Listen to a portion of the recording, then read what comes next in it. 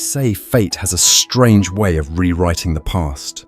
When Maya, a gifted roadside mechanic, helps millionaire Thomas Webber fix his broken Maserati, neither imagines the encounter will unravel decades of lies, betrayal, and stolen identity. A sapphire ring sparks forgotten memories. A hidden truth surfaces, one linking Maya's vanished mother to the Webber family's stolen fortune. Secrets explode on a public stage, and dangerous truths come to light. Both Maya and Thomas must decide: expose the powerful or be silenced like those before them. What if the woman the world declared dead was never gone at all? The sun hung mercilessly above, baking the lonely stretch of highway that cut through the golden fields like a scar on the earth. Heat shimmered off the asphalt in waves, distorting the horizon and making the road ahead look like it might melt underfoot. A sleek black Maserati sat at an awkward angle on the side of the road, its hood up, engine sizzling faintly. An elegant beast brought low by something as mundane as a coolant leak. The driver, Thomas Webber, stood beside it with the air of a man completely out of his element. He was in his mid-30s, dressed in a tailored linen shirt, now damp with sweat. His blazer slung across the passenger seat. Every inch of him screamed wealth-expensive watch, hand-stitched shoes, designer sunglasses perched on his brow. And yet in that moment, he looked utterly defeated. He checked his phone again. No signal. Of course, out here nature ruled and technology bowed down. With a frustrated sigh, Thomas ran a hand through his neatly combed hair and looked up and down the road, empty, silent, hopeless. And then from the wavering distance came the low rumble of an engine. It wasn't the sound of luxury. It was older, grittier. Determined, a beat-up blue pickup truck rolled into view, dust trailing behind it like a comet's tail. It pulled up beside the Maserati and came to a stop with a gentle screech. The door opened and out stepped a woman. She moved with calm purpose. No rush, no curiosity, just a quiet understanding of what needed to be done. Her skin was a deep brown, kissed by the sun, and her hair was tied into a messy bun beneath a red bandana. She wore faded jeans and a sleeveless mechanic's shirt, her hands already stained with grease from a morning's work. Her name was Maya. Without waiting for an invitation, she strode up to the car. "Engine overheating?" she asked, not even glancing at Thomas yet. Thomas blinked. Yeah, I think so. It just started steaming, then cut off." Maya popped the hood further open and peered inside. She touched the radiator cap, gently felt the heat, then crouched to look under the vehicle. "Coolant's low, probably a slow leak," she muttered to herself. She stood, wiped her hands on a rag she pulled from her back pocket and finally met his eyes. "You're lucky the engine didn't seize." Thomas straightened up. Are you a mechanic?" Maya didn't answer immediately. Instead, she turned back to the truck, opened the back, and pulled out a gallon of water, a roll of duct tape, and a small toolkit. "I fix things," she said simply. "Stay back while I patch it." "Temporary fix. You'll need a real repair later." Thomas opened his mouth to protest, but there was something in her tone, something firm yet unbothered, that silenced him. He watched her work, efficient, unshaken, not a trace of awe or recognition at his appearance or the Maserati's sleek beauty. She could have been fixing a lawnmower. Minutes passed. Then, with one last twist of her wrench, Maya closed the hood. "Try it now." Thomas slid into the driver's seat and turned the key. The engine came alive. Not perfectly, but no smoke, no rattle. Relief flooded his face. Maya gave a small nod, already heading back toward her truck. "Wait," Thomas called. You fixed it. You didn't even ask what I could pay." She shrugged. "Didn't need to." He pulled his wallet from the glove box, extracting a thick wad of bills. "Still, please, you saved my day." Maya hesitated. Finally, she walked back toward him, hand outstretched, and then He saw it, the sapphire ring, a single deep blue stone, set in a delicate gold band. A ring that didn't belong on a mechanic's finger misstopped. The image of a little girl's hand holding that ring flashed through his mind.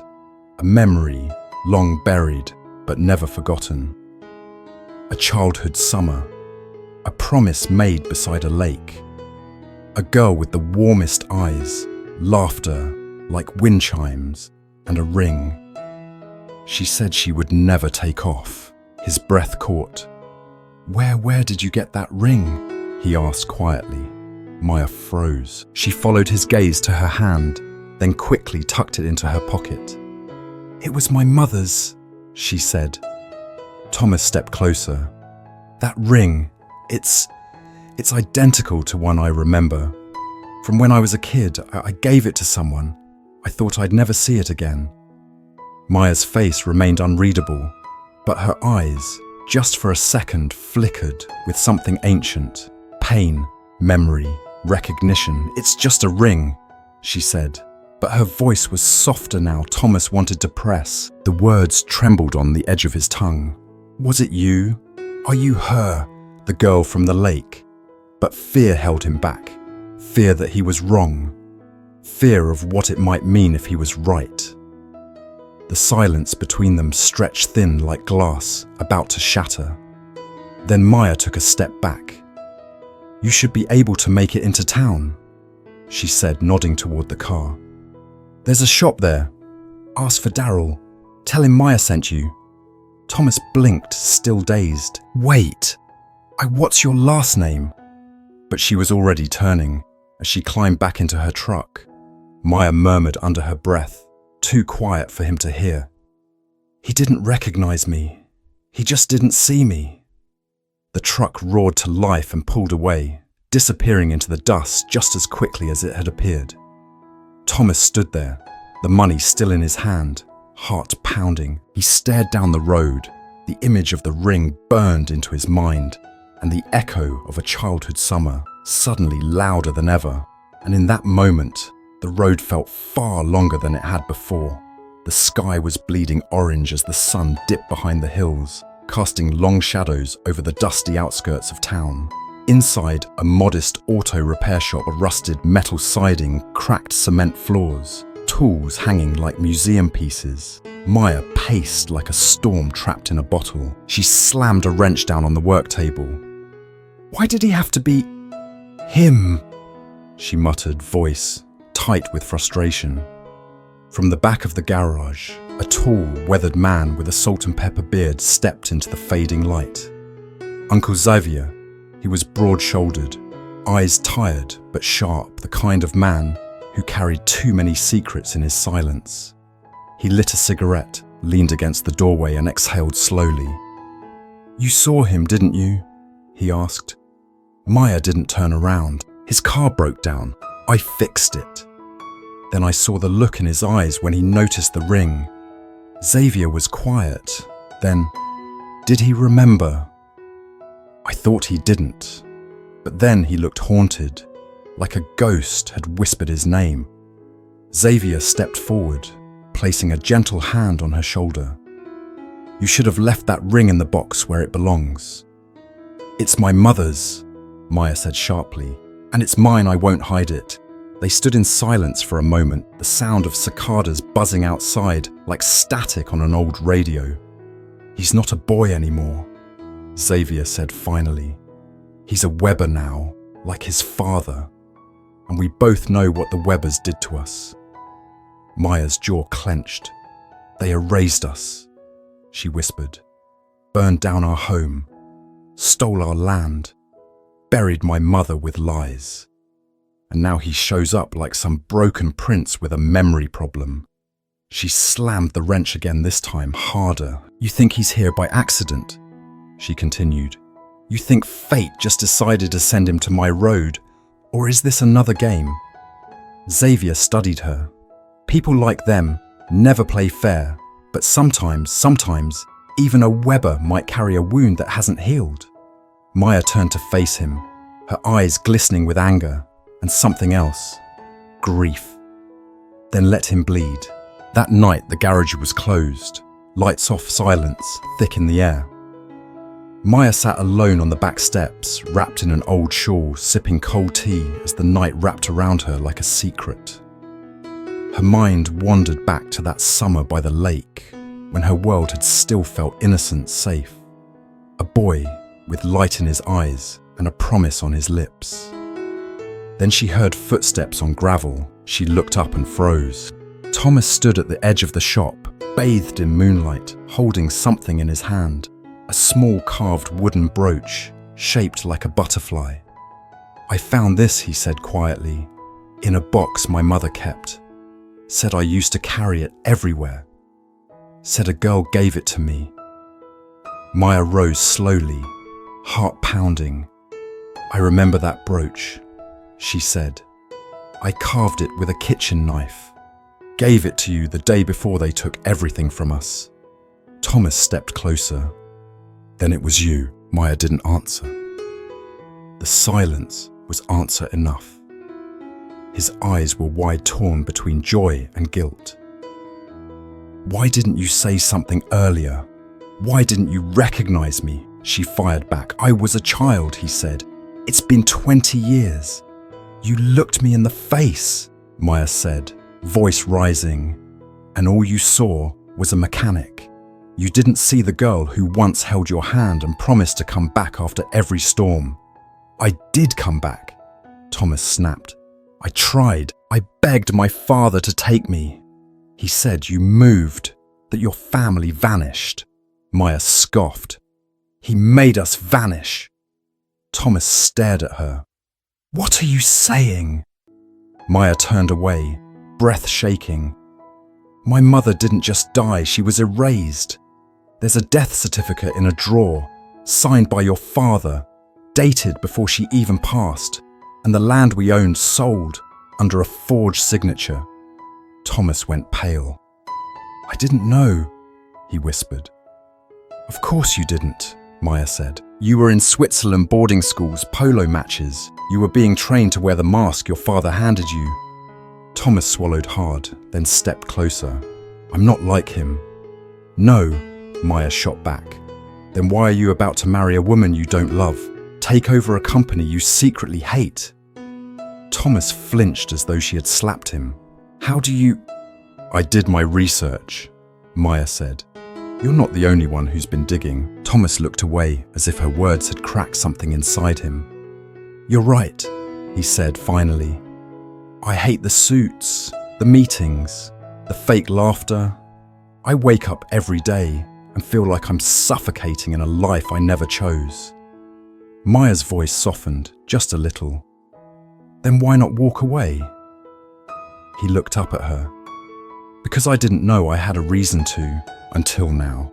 For a moment, the air between them pulsed, filled with old memories and new tension. Then Maya turned, walked back inside and left the door open. He followed. Inside the garage, the mood shifted. The air was thick with oil and memory.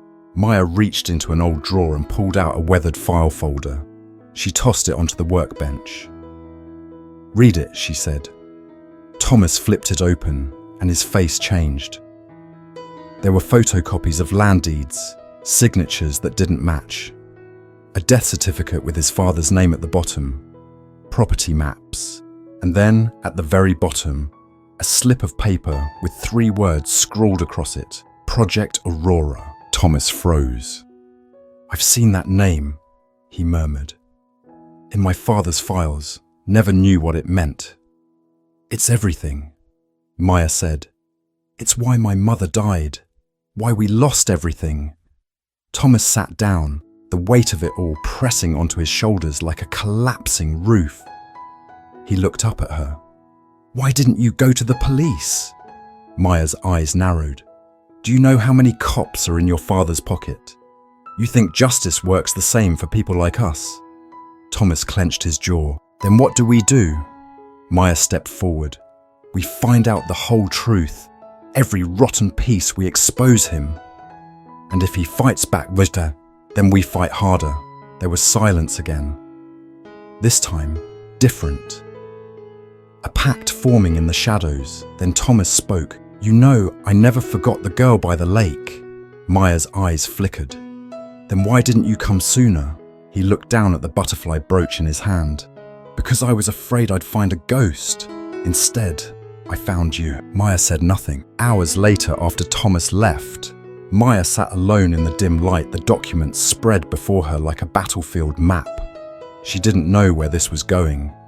All she knew was that the past had returned, and this time it had a name, a face, and a billionaire heart that might still be worth trusting across town in his penthouse suite.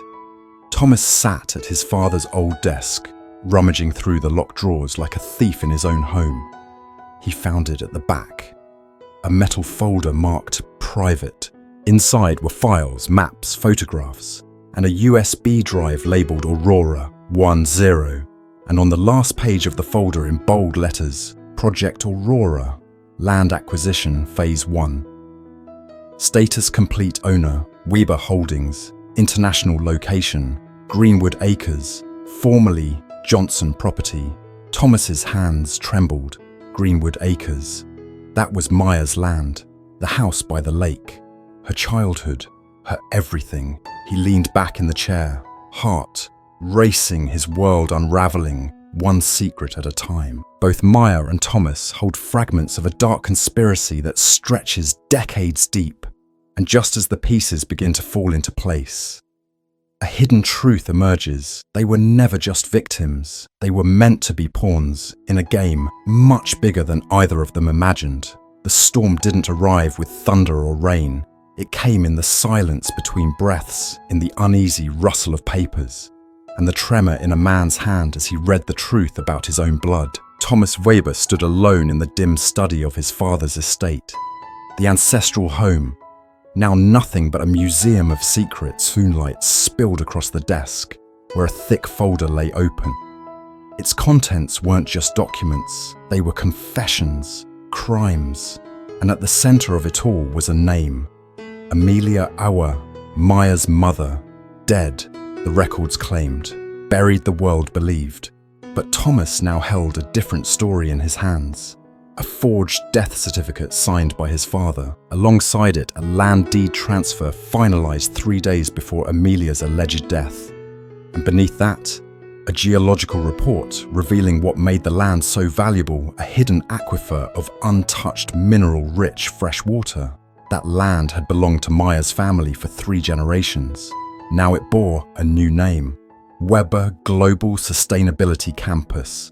Thomas staggered backward like the air had been punched from his lungs. He had always suspected his father played dirty, but this was theft, fraud, a legacy built on ashes, and worse still, this was personal. At the other end of the city, in the quiet stillness of her modest apartment, Maya stood before an old corkboard. It was littered with newspaper clippings, maps, and photographs, pieces of a puzzle that had consumed her life. But tonight something was different. Tonight she knew the picture was finally complete. Her fingers trembled as she pinned up the last item, a photo of her mother, Amelia, smiling beside a young Maya, her hand resting gently on her daughter's shoulder. And there, on her finger, the sapphire ring, the same one Thomas had recognized. Her eyes burned, but she didn't cry. Instead, she reached for a worn leather satchel and began packing the documents, the photo, the forged certificates, everything. Then carefully she unfolded a yellowed envelope with the seal of a clinic in New Hope. Inside, a letter dated only months ago.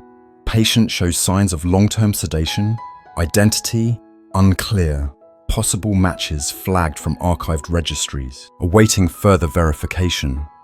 At the bottom was one chilling line. Initials matched. Yes, Amelia Aoa. Maya clutched the paper to her chest. "My mother might be alive," she whispered, "and they've kept her hidden all these years."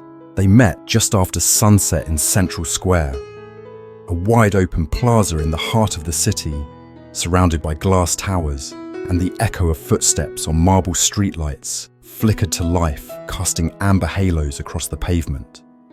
Thomas was already there, pacing under a statue of his grandfather. He looked up as Maya approached the leather satchel clutched in her hand like a weapon. "You found it," he said. Maya didn't smile. "You already knew, didn't you?" He nodded slowly. "The water, the land, the forged certificate. I saw it all. And..."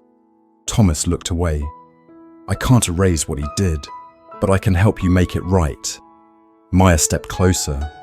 "This isn't just about land, Thomas. It's about truth. My mother didn't just vanish. Someone made her vanish. And I think she's still out there." She opened the satchel and pulled out the letter. Thomas scanned it, his eyes widening. "New Hope Clinic? That's in the northeast. Remote, private." "Too private," Maya said. "But here's the twist. Your father moved the groundbreaking ceremony for the new Weber complex to tonight." She glared at him. "Why would he do that, unless he was scared someone would expose him?" Thomas nodded grimly. "He's trying to get ahead of it. Publicity, legal shielding. Once the first stone is laid, the headlines change." Maya's voice was ice. "Not if we crash it." There was a pause. Then Thomas stepped forward. "I'll get you in. I still have clearance. Security badges, guest list access. I'll make sure they can't stop you." "You'd risk everything?" she asked, searching his face. "I already have," he said. "And I found something else." His voice faltered, Maya's eyes narrowed. "What?" Thomas hesitated, then reached into his coat and handed her a sealed folder marked private. Eyes only. Maya opened it slowly, and her breath caught. Inside were surveillance photos, grainy, distant, but unmistakable. A woman, pale, disoriented, sitting in a wheelchair by a garden. Maya gasped. "It's her," she said, voice trembling. "It's her." "She's not in New Hope," Thomas said. "She's on Weber property, a villa outside Barcelona. It's registered under a shell company. I only found it by accident." Maya's world tilted. All this time. "She may not even know who she is," Thomas said gently. "They may have wiped her memory or drugged her. But she's alive." Maya's eyes filled with fire. "Then we expose everything tonight. Him, the project, the cover-up, and my mother." Thomas nodded. They stood in silence, the city roaring around them, hearts pounding, fate sealed. The Weber Global Sustainability Gala was the event of the year, an open-air celebration of wealth progress and greenwashed lies. Beneath glowing banners and cascading LED waterfalls, politicians, billionaires and influencers mingled over champagne. The stage stood tall at the center, draped in silk and steel, where Frederick Weber, the empire's architect, was scheduled to give his keynote address. But tonight, the script would change. Backstage, Thomas slipped Maya a press badge and an earpiece. "You'll have 3 minutes once you get the mic, long enough to show the photo and read the letter. I'll stall the guards." Maya's heart thundered. "Are you sure?" Thomas met her eyes. "Let the world see the truth." The lights dimmed. Applause erupted. Frederick Weber took the stage.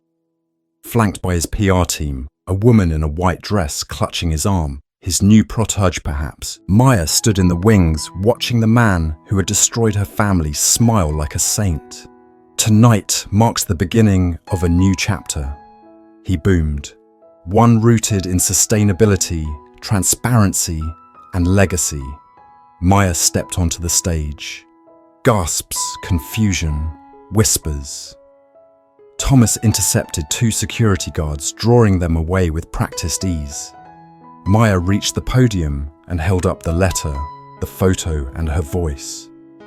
"My name is Amelia Aoa," she said, clear and strong. "This land was stolen from my family by this man." The crowd erupted in chaos. "This is my mother, Amelia Aoa.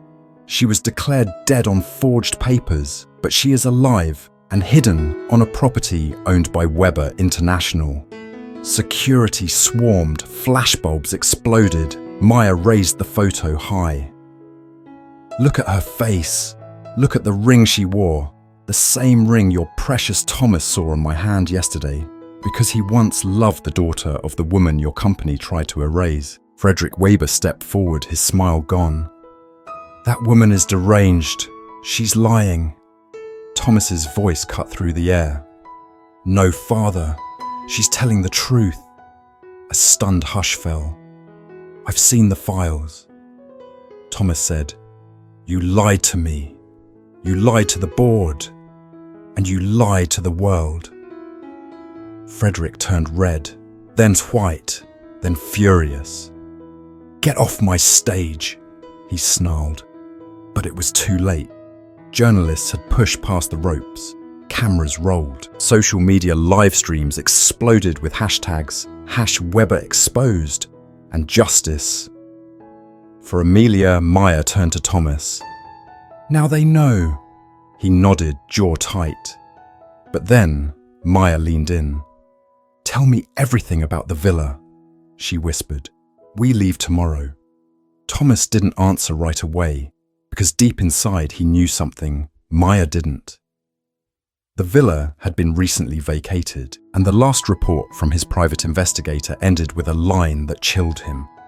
Subject Amelia Aoa was transferred, destination unknown. As the truth ignites a media firestorm, Maya and Thomas believe they've taken down the Weber legacy, but darker forces have moved Amelia once again. Someone else is pulling strings behind the curtain, and time is running out to find her before she disappears forever. Thank you so much for watching this story all the way to the end. Your time and attention mean the world to us. If Maya and Thomas's journey moved you, surprised you, or made you think about the power of truth and destiny, we'd love to hear your thoughts. Drop a comment below and let us know how this story made you feel. And if you haven't already, please subscribe to our channel so you don't miss the next powerful chapter. Your support keeps these stories alive. Until next time, stay curious and never stop believing in second chances.